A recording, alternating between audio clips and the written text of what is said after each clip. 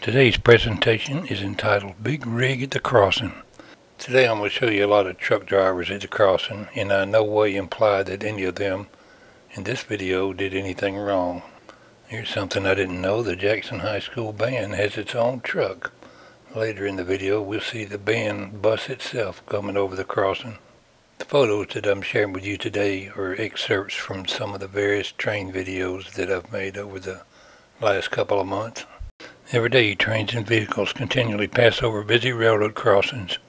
A good bit of the crossing traffic is trucks of various sizes hauling vast variety of commodities. I particularly enjoy seeing the trucks and the trains, but I've never understood the lack of caution exhibited by many thoughtless drivers. During my railroad career, I sometimes had to go and inspect and sometimes re-rail trains involved in train and vehicle collisions, and quite often it involved a train and a truck, and unfortunately it often involved a fatality. I have known these fatalities to involve not only the drivers, but sometimes the train crews as well. I recall once personally witnessing a very near miss. While working on a lumber car at a siding just north of the main crossing in Austell, Georgia one day, I heard the horns of a train blowing and looked up towards the crossing and saw a big rig was stuck under the descending gates.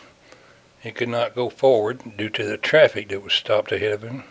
By the time he got his truck in reverse, a westbound Amtrak train came at him at a good speed.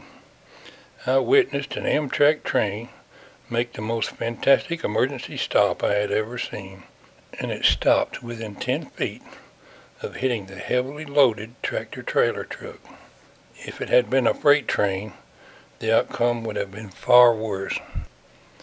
That truck driver was extremely fortunate that the passenger train had disc brakes and a very alert engineer. The railroads have a program called Operation Lifesaver, and they go to various trucking companies and try to educate the truck drivers about being more careful at railroad crossings. The fact is, trains can't stop very good due to the heavy weight they're pulling and the speed they're traveling. It takes quite a while to stop a train. It only takes 1 second to stop your vehicle and look and make sure a train's not coming. While the gates and lights are excellent safety features, they're not 100% perfect. You'll never see Pwalpar cross the tracks without at least glancing one way and the other to make sure nothing's coming. I've always enjoyed big trucks. It don't matter if it's a Mack or a Freightliner, a Peterbilt.